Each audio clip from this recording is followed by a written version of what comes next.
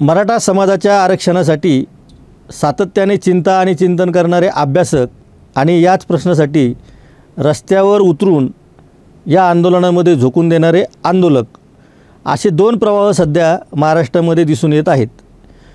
मनोज जरांगे पाटील यांच्या मुंबईतील आंदोलनानंतर सरकारने जे परिपत्रक काढलेलं आहे त्यानंतर या दोन गटांमध्ये वैचारिक पातळीवर पण चर्चा सुरू आहे आणि त्या चर्चेनंतर महाराष्ट्रामध्ये त्याच्यामध्ये राजकारणही खेळलं जात आहे आणि प्रतिडाव पण टाकले जात आहेत।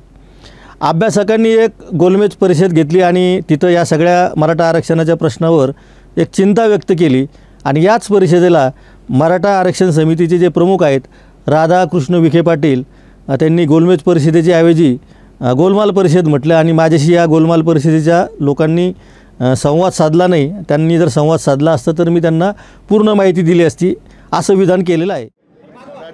गोलमेज परिषदेने काय निर्णय घेतला मला माहीत नाही। गोलमाल परिषदेचे लोक मला भेटले नाहीत। गोलमाल नाही ती काय गोलमेज मोठी परिषद तुमची असेल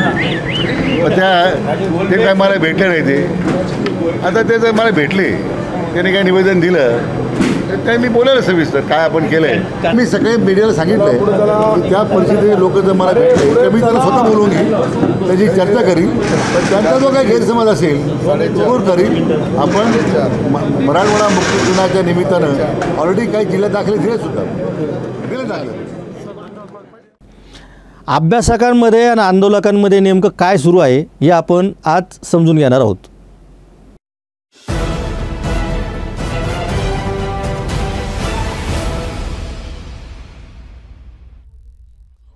नमस्कार, मी संजय वरकड। आपण पाहत आहात न्यूज यात्रा। मराठा आरक्षणासाठी सुरू असलेलं आंदोलन आणि या आंदोलनाच्या अनुषंगाने जे काही मतांतरे होत आहेत त्यामध्ये काही कायदेशीर बाबी तपासले जात आहेत आणि त्या अनुषंगाने काही अभ्यासक आपली चिंता व्यक्त करत आहेत, चिंतन करत आहेत आणि मराठा समाजाचं नुकसान होऊ नये म्हणून तेही पुढाकार घेत आहेत। आता या दोन्ही प्रवाहामध्ये एका बाजूला अभ्यासक आणि दुसऱ्या बाजूला आंदोलक असं हे चित्र निर्माण झाल्यानंतर त्यावर राजकारण होणार नाही तर मग काय होणार? तर ते राजकारण पण त्या बाजूनं व्हायला सुरुवात झालेली आहे आणि मग कोण कोणाला हाताळतो आहे अशा चर्चा सुरू झाल्या आणि त्यातून मग काही शंका कुशंकाही निर्माण झालेल्या आहेत। आपण या विषयावर आज चर्चा करताना सर्वात आधी अभ्यासकांची भूमिका समजून घेतली पाहिजे। आपण अभ्यासकांना सरळसोट दोष देण्यामध्ये काहीच अर्थ नाही, कारण अभ्यासकांमध्ये काही अभ्यासक हे हेतुतः आंदोलनाविषयी शंका निर्माण करत असतील याबद्दल शंका नाही, पण याचा अर्थ सरसकट सगळेच अभ्यासक हे मराठा समाजाचं हिताच्या विरुद्ध आहे आणि जे काही मिळालेलं आहे त्याच्यावर ते राजकारण करत आहे असं म्हणणंसुद्धा चुकीचं ठरणार आहे। कारण गेल्या अनेक वर्षापासून मराठा समाजाच्या आरक्षणासाठी असेल किंवा इतर प्रश्नासाठी असेल महाराष्ट्रामध्ये अनेकांनी आपल्या रक्ताचं पाणी केलेलं आहे, ही वस्तुस्थिती आहे। काहींनी ती कायदेशीर लढाईमध्ये आपली ताकद वापरली, काहींनी अभ्यास करून सरकारसमोर आपलं म्हणणं मांडलं आणि मनोज जरांगे पाटलांच्या रूपाने गेल्या 2-3 वर्षामध्ये या लढाईला एक वेगळं आणि निर्णायक वळण लागलं असं आपण म्हणूयात, कारण निर्णायक वळणाच्या दृष्टीने आता एक वाटचाल सुरू झाली आहे। आणि मग ही निर्णायक लढाई सुरू असताना ज्यांनी आतापर्यंत खूप अभ्यास केला आहे ते सुद्धा आपली मतं मांडत आहेत आणि आंदोलनामधून जे काही मिळालेलं आहे त्यामध्ये समाजाचं हित आहे की अहित आहे याविषयी ते चिंतन करत आहेत, चिंता करत आहेत आणि त्यामुळे त्यांनी एक गोलमेज परिषदसुद्धा एक घेतलेली आहे। अशा पद्धतीच्या लोकशाही व्यवस्थेमध्ये चर्चा करणं, लोकशाही मार्गाने चर्चा करून त्यातून मार्ग काढणं हे कधीही समाजाच्याच हिताचं असतं। पण यामध्ये काही जणांना पडद्यामागून कोणी हलवत आहेत का, त्यांची काही सूत्रधार आहेत का, अशासुद्धा चर्चा सुरू झालेल्या आहेत। त्यामुळे आपल्याला इथं अत्यंत तटस्थपणे हा सगळा विषय समजून घ्यायचा आहे। एकतर अभ्यासकांमध्ये जो मतप्रवाह आहे की मराठा समाजाचं जे कुणबीकरण होतं आहे किंवा सरसकट जे मराठा समाजाला कुणबी म्हणून करण्याचा प्रयत्न केला जातो आहे, तर तसं काही शक्य होणार नाही असं अभ्यासकांचं एक मत आहे। आणि दुसरी गोष्ट, या कुणबी प्रमाणपत्रांना जे वैधता प्रमाणपत्र पुढं मिळणार आहे पडताळणीनंतर ती मिळण्यामध्ये काही कायदेशीर पातळीवर अडचणी येऊ शकतात असं एक अभ्यासकांचं मत आहे। आपण अभ्यासकांचं म्हणणं थेट त्यांच्या तोंडूनसुद्धा न्यूज यात्रावर देणारच आहोत, पण आशाचं त्यांचं मत आहे आणि त्या मतावर ते ठाम आहेत।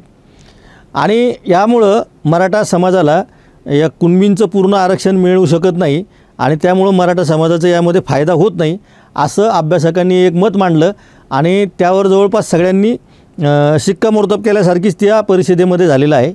आता या परिषदेचा या चिंतनानंतर प्रत्यक्ष काही कृती करण्याचा काही कार्यक्रम आहे का नाही ते अजून काही स्पष्ट झालेलं नाही. त्यामुळं आपण त्याच्यावर लक्ष ठेवून असणार आहोत. दुसऱ्या बाजूने मनोज जरांगे पाटील यांचंसुद्धा काही म्हणणं आहे किंवा मनोज जरांगे पाटलांच्या बाजूने जे आंदोलक रस्त्यावर उतरलेले आहेत त्यांचंसुद्धा अत्यंत ठामपणे काही गोष्टींना म्हणणं आहे. त्यामध्ये सगळ्यात महत्त्वाचं म्हणजे हे कुणबी प्रमाणपत्राचा एक विषय आहे आणि दुसरं मराठा समाजाला जे SCBC आरक्षण मिळालेलं आहे तो एक विषय आहे की SCBCचं आरक्षण मराठा समाजाला जे दिलेलं आहे तर त्या आरक्षणाला कायदेशीर पातळीवर टिकवणं कोणत्याच सरकारला शक्य होणार नाही असं अभ्यासकांचं मत आहे आणि हे कोर्टामध्ये आरक्षण फेटाळलं जाईल. त्यामुळं EWSचं जे आधीचं आरक्षण होतं तेच योग्य होतं असा अनेकांचा प्रवाह आहे. आता या सगळ्या पातळीवर आंदोलकांचं म्हणणं असं आहे की SCBCचं आरक्षण आम्ही मागितलेलंच नव्हतं आणि SCBCचं आरक्षण रद्द जरी झालं तर पुन्हा EWSचं आरक्षण मिळणारच आहे. त्यामुळं जे आम्ही मागितलंच नव्हतं ते सरकारने दिलं. त्यामुळे SCBC मिळालं काय आणि गेलं काय याच्याशी आंदोलनाचा काही संबंध नव्हता. आणि SCBC आरक्षण सरकारने दिलं पण कोणामुळं तर जर आंदोलन झालंच नसतं तर SCBCचं आरक्षण सरकारने दिलं असतं का याचा अभ्यासकांनी विचार करावा असा आंदोलकांचा थेट प्रश्न आहे. आणि मला असं वाटतं की तो त्यांचा प्रश्न रास्तच आहे. कारण मराठा समाजाच्या एकूण आंदोलनानंतर एकनाथ शिंदेंनी वाशीला जे प्रमाणपत्र किंवा परिपत्रक जरांगेंच्या हाती दिलं होतं त्यामध्ये मराठा समाजाची फसवणूक झाली होती असं जाहीररित्या बोललं जात होतं. आणि त्यानंतर होणाऱ्या निवडणुकांमध्ये सामोरं जाताना सरकारने SCBCचा आरक्षणाचा एक ठराव मंजूर केला आणि त्या ठरावाला जवळपास सगळ्या राजकीय पक्षांनीसुद्धा पाठिंबा दिला. आता हे जर बेकायदेशीर आहे असं अभ्यासकांचं म्हणणं असेल तर त्यावेळेसपासून अभ्यासकांनी ही भूमिका का मांडली नाही असा आंदोलकांचा थेट प्रश्न आहे. हा झाला SCBCच्या आंदोलनाचा विषय. आता दुसरा जो विषय आहे तो मराठवाड्यातील आणि साताऱ्यातील परिसरातील मराठा समाजाला तिथल्या गॅजेटला आधार म्हणून सरसकट गॅजेट लागू केलेलं नाही असं देवेंद्र फडणवीस यांनी म्हटलेलं आहे. आणि आरक्षण समितीचे प्रमुख राधाकृष्ण विखे पाटील यांनीसुद्धा असंच म्हटलेलं आहे आणि जरांगे पाटीलसुद्धा तेच म्हणत आहे. त्यामुळं या दोन्ही गॅजेटचा आधार घेऊन त्या आधारे ज्यांच्या कुणबी नोंदी सापडत आहेत ज्यांच्या पूर्वी सापडलेल्या आहेत अशा सगळ्यांना वंशावळीचा पुरावा देऊन कुणबी प्रमाणपत्र देण्याची प्रक्रिया आता मराठवाड्यामध्ये सुरू झालेली आहे. येत्या काही काळामध्ये ती साताऱ्यामध्ये सुद्धा सुरू होणार आहे. तर याला अभ्यासकांनी आक्षेप घेताना काही मुद्दे मांडलेले आहेत. तर आपण अभ्यासकांचे मुद्दे आधी समजून घेतले. आता आंदोलकांचे असे मुद्दे आहेत की जर पूर्वी मराठवाड्यामध्ये 47,000 नोंदी सापडल्या आणि त्या आधारे जर 2,12,000 लोकांना प्रमाणपत्र मिळालेले असतील आणि त्यामधले 8,500 वैध ठरलेले असतील आणि ज्यांना ज्यांना जशी गरज पडेल तसं ते वैधता प्रमाणपत्र मिळत असतील तर यामध्ये चिंता व्यक्त करण्याचं कारण काय आहे असा त्यांचा एक प्रश्न आहे. आणि हा प्रश्न पण स्वाभाविक वाटतो कारण सरसगट मराठा समाजाला कुणबीतून जर आरक्षण दिलं तर मग मराठा समाजाला जे SCBCचं आरक्षण दिलेलं आहे ते सरकारला आपोआप रद्द करावं लागणार आहे. कारण सरकारला त्या पद्धतीने न्यायालयामध्ये बाजू पण सांगावी लागणार आहे की 2 आरक्षण कसे यावर सरकार बोलणार आहे. त्या संदर्भातला आपण वेगळा व्हिडिओ केलेला आहे. त्यामध्ये आपण हा मुद्दा मांडलेला आहे आणि आपण अभ्यासकांचे पण व्हिडिओ करत आहोत. त्यामुळं तो अत्यंत स्वतंत्र विषय. आता मुद्दा हा आहे की सरसगट कुणबी प्रमाणपत्र मराठा समाजाला दिलेलं नाही आणि जर 1967 पासून मराठा समाजातील अनेक जणांकडे कुणबी प्रमाणपत्र असेल तर 2025 मध्ये जर 1967च्या आधारावर त्याच पद्धतीने जर कुणबी प्रमाणपत्र काहींना मिळत असतील तर त्यामध्ये चिंता करण्याचं आणि चिंतन करण्याचं काही कारण नाही. कारण त्यांना जर कुणबी प्रमाणपत्र मिळत असतील आणि त्यांना शैक्षणिक सवलतींचा लाभ मिळणार असेल तर आत्ता त्यांना तो इमिजिएट जो तात्काळ फायदा होत आहे तो होणार आहे. त्यानंतर नोकरी आणि राजकीय आरक्षणासाठी त्यांना जातीचं प्रमाणपत्राची पडताळणी करावी लागणार आहे.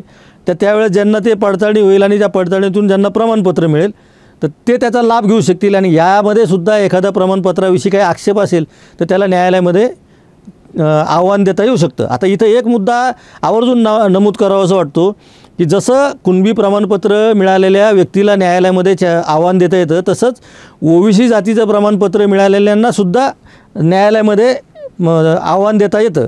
त्यामुळं तो न्यायालयामध्ये आव्हान देतो तो हा जो अभ्यासकांचा मुद्दा आहे तो सगळ्यांनाच लागू होतो. म्हणजे अशा अनेक केसेस बघितलेल्या आहे की OBC जातीचं प्रमाणपत्र घेतलं आणि निवडणूक लढवली आणि त्यांच्यानंतर न्यायालयाने निवड रद्द केलेले आहेत.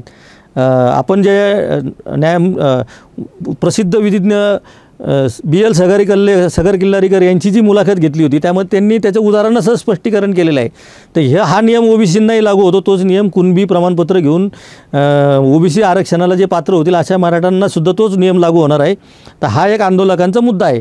त्यामुळं आता इथून पुढच्या काळामध्ये अभ्यासक आणि आंदोलक यांच्यामध्ये या सगळ्या मतभिन्नता ज्या आहेत त्यामध्ये समन्वय साधण्याची जबाबदारी कोणी घेतो की नाही, का याच्यामध्ये काही राजकारण आणून कोणी त्याचा फायदा घेण्याचा प्रयत्न करतो आहोत, हे सगळं आपल्याला बघावं लागणार आहे.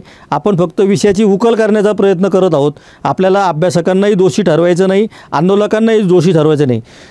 जसं अभ्यासकांमध्ये काही जण कुणाच तरी हाताचं बावलं बनवले जाऊ शकतात किंवा बनत आहेत, तसे आंदोलकांमध्ये सुद्धा मनोज जरांगे यांच्या माध्यमातून काही जण बनवू शकतात. ही वस्तुस्थिती आहे. आपण त्यांच्या नावांचा उल्लेख इथं करायची गरजच नाही, कारण हे सगळीकडं प्रत्येक आंदोलनामध्ये असं होतच असतं. पण त्यामुळं मग आंदोलनही करायचं नाही आणि अभ्यासही करायचं नाही आणि आपलं म्हणणं मांडायचं नाही, हे सुद्धा चुकीचं आहे. त्यामुळं याच्यामध्ये समन्वयवादी भूमिका कोणी घेणार आहे का, हा सगळ्यात महत्त्वाचा विषय आहे. आणि समन्वयवादी भूमिका घेऊन आगामी काळामध्ये मराठा आंदोलकांचा आणि ओबीसी आंदोलकांचा सुद्धा याच्यामध्ये काही समन्वय करता येऊ शकतो का, हा सुद्धा एक व्यापक विचार मांडण्याची आता गरज निर्माण झालेली आहे. हे आम्ही न्यूज यात्रा म्हणून मुद्दाम सांगत आहोत. त्यामुळं संघर्ष टाळून या सगळ्या प्रश्नाकडे कसं बघता येईल, राजकारण तर राजकीय लोक करणारच आहेत, परंतु मराठा समाज आणि ओबीसी समाजसुद्धा शांतपणे या सगळ्या गोष्टीचा विचार करणार आहे का नाही, हा खरं प्रश्न आहे. तसं झालं तर फार उत्तम होईल. ही न्यूज यात्राची भूमिका आहे. वादविवाद यावर चालू असतील, त्या सगळ्या वादांचे पैलू आपण दाखवणार आहोत. त्यामुळं आपण पाहत राहा न्यूज यात्रा, कारण हे आहे आपलं चॅनल.